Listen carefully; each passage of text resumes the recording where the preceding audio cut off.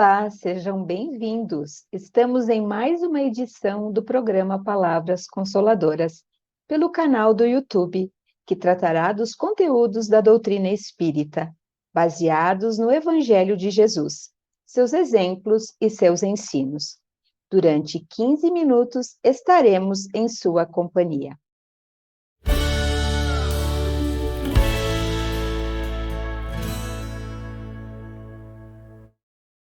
A União Municipal Espírita de Caxias do Sul é responsável pela condução desse programa. E hoje vamos falar sobre mudança de paradigma. Para nos ajudar a tratar deste assunto, convidamos a colega Marluce Fanton, colaboradora do Movimento Espírita na Serra Gaúcha. Lembramos que a bibliografia do tema está na descrição do vídeo. Olá, Marluce, tudo bom? Olá, sempre uma alegria estar aqui de volta nesse programa que é tão esclarecedor. Bom estarmos juntas. Que bom, Marluce, recebê-la. No dicionário, encontramos a definição de paradigma, como exemplo que serve como modelo padrão. Na questão de número 843, temos a pergunta de Kardec: tem o homem o livre-arbítrio dos seus atos? E os benfeitores amigos nos respondem: pois que tem a liberdade de pensar, tem igualmente a de obrar. Sem o livre-arbítrio, o homem seria uma máquina. Marluce, poderias comentar o que seria o livre-arbítrio e a relação com a mudança de paradigmas? Essa é uma pergunta extremamente importante no momento em que nós reencarnamos com a programação de nos melhorarmos moralmente como espíritos. E Deus nos oportunizou, então, a reencarnação e nos deu a inteligência e o livre-arbítrio. Inseriu na nossa consciência as suas leis. E esse livre-arbítrio, então, é a possibilidade de nós fazermos escolhas, de dirigirmos a nossa vida. E, felizmente, nós que já conhecemos a doutrina dos espíritos, sabemos que podemos fazer sempre as escolhas que quisermos, mas com a responsabilidade de saber que teremos que arcar com as consequências dessas escolhas. Então, a doutrina dos espíritos nos torna mais responsáveis, sabendo que eu preciso usar o meu livre-arbítrio, seguindo os ensinamentos, fazendo as escolhas, seguindo os ensinamentos que Jesus nos deixou no seu Evangelho, seguindo as leis de Deus, para que depois as consequências ou a colheita dessa liberdade de ação não seja dolorosa, não seja difícil para nós mesmos. Então, aquela frase, a semeadura é livre, mas a colheita é obrigatória. E aí, o Espiritismo também nos coloca numa posição de que nós, com essa capacidade de escolhermos, a gente pode ficar naquela vida acomodada, usando os paradigmas antigos que não nos fazem sair do nosso conforto e mudar esse comportamento, mudar essa vida, já que o paradigma é um padrão, um modelo. Eu posso escolher um modelo que me transforme, um padrão que mude a minha vida no caminho da evolução moral, né? No caminho da felicidade, ou posso ficar acomodado sem querer me modificar. Então, o Espiritismo é importante porque ele nos apresenta paradigmas como sugestão, né? Não nada imposto, como uma sugestão para que a gente siga esses paradigmas que a doutrina espírita nos oferece, que é a crença em Deus. Então, quando a gente acredita em Deus, a gente tem mais ânimo, a gente tem mais fé no futuro.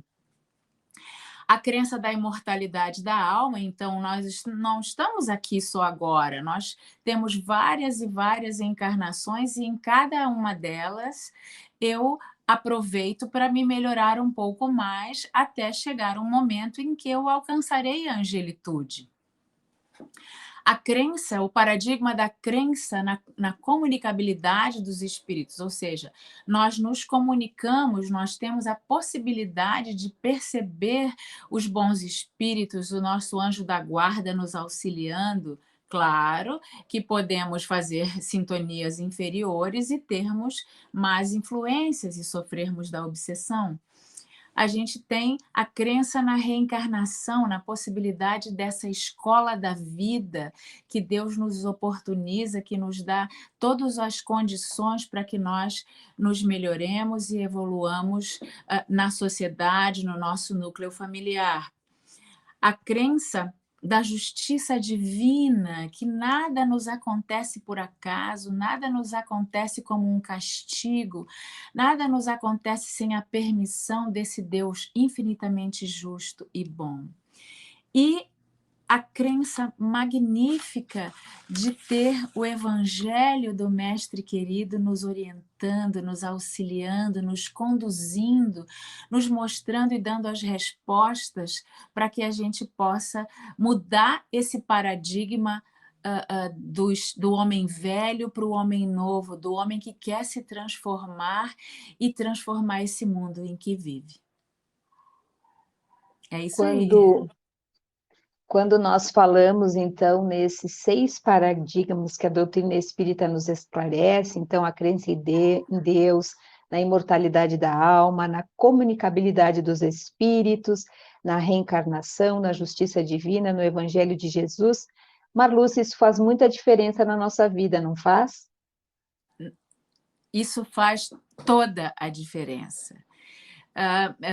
Eu costumo dizer que quem conhece a doutrina espírita, que é o Evangelho do Mestre, não existe espiritismo sem Jesus. Quando a gente conhece os ensinamentos de Jesus, quando a gente acredita nesse Deus que nos ama, quando a gente entende que se hoje eu não consigo dar todos os passos, que talvez eu não lembre que me programei antes de reencarnar, mas me programei, não é que tudo fique mais fácil, porque as situações que tivermos de viver, nós viveremos, as dores, as lágrimas, mas isso nós vamos passar com menos desespero, com menos angústia.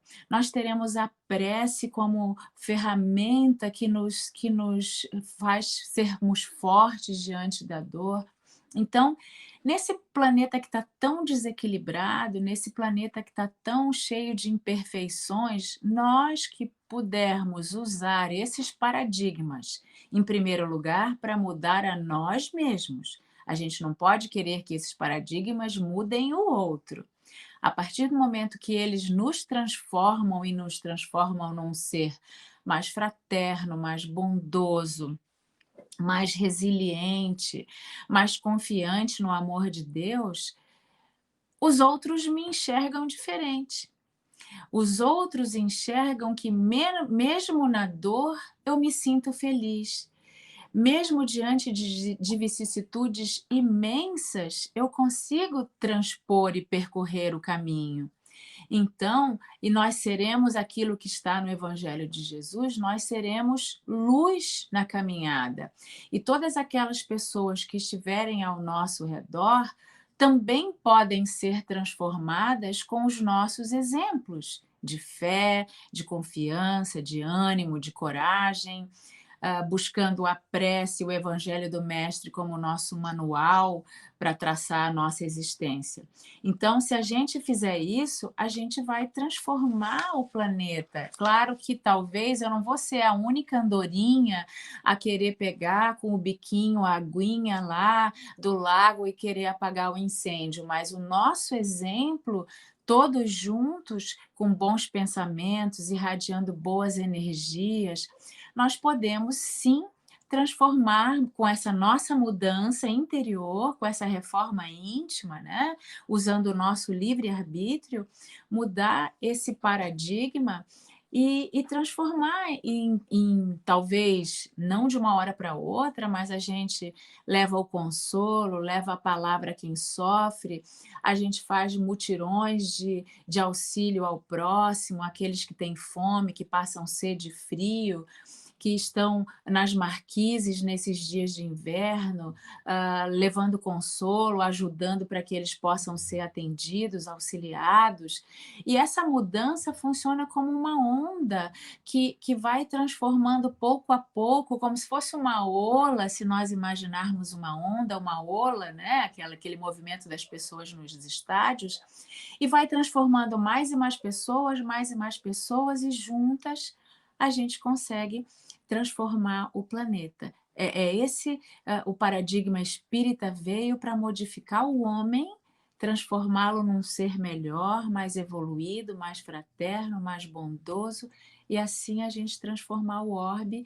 E quem sabe todos juntos, quanto mais a gente perpetuar essa informação, a gente levar, ser candeia na escuridão, como está no Evangelho do Mestre, nós conseguiremos, sem dúvida, transformar o orbe, e esse orbe de sofrimento, expiação e provas se transformará num mundo regenerado e mais feliz.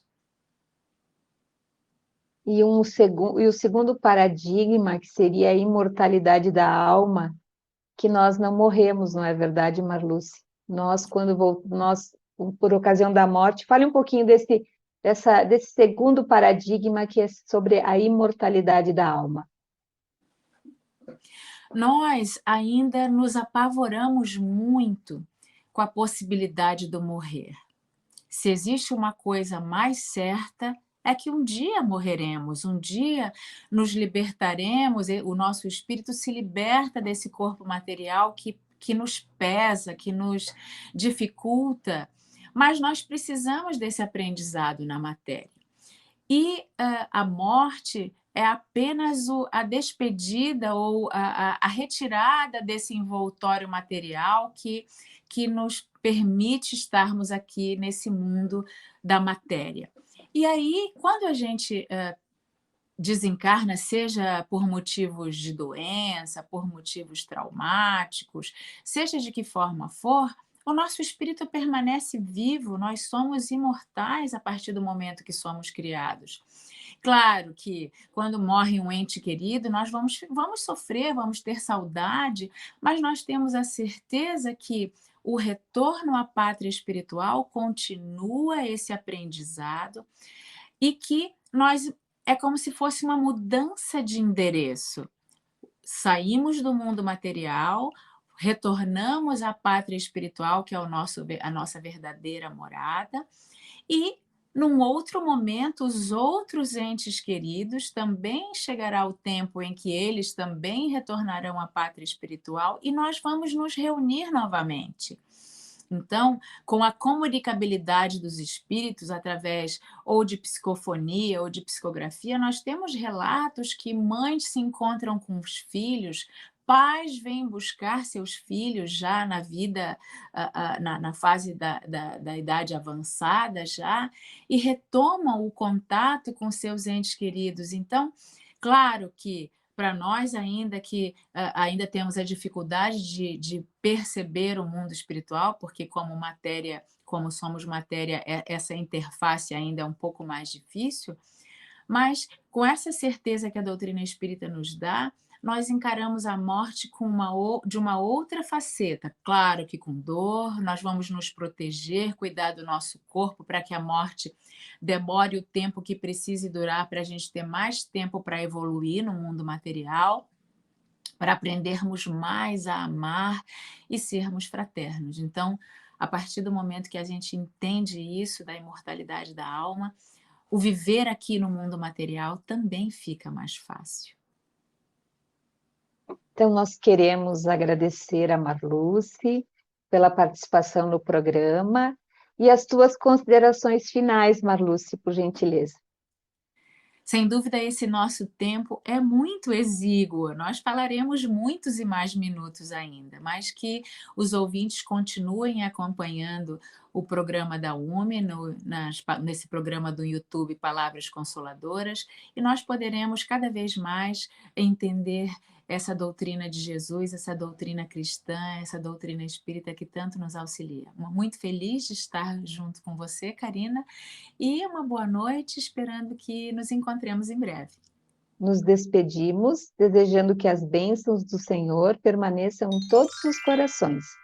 Foi um privilégio estar em sua companhia.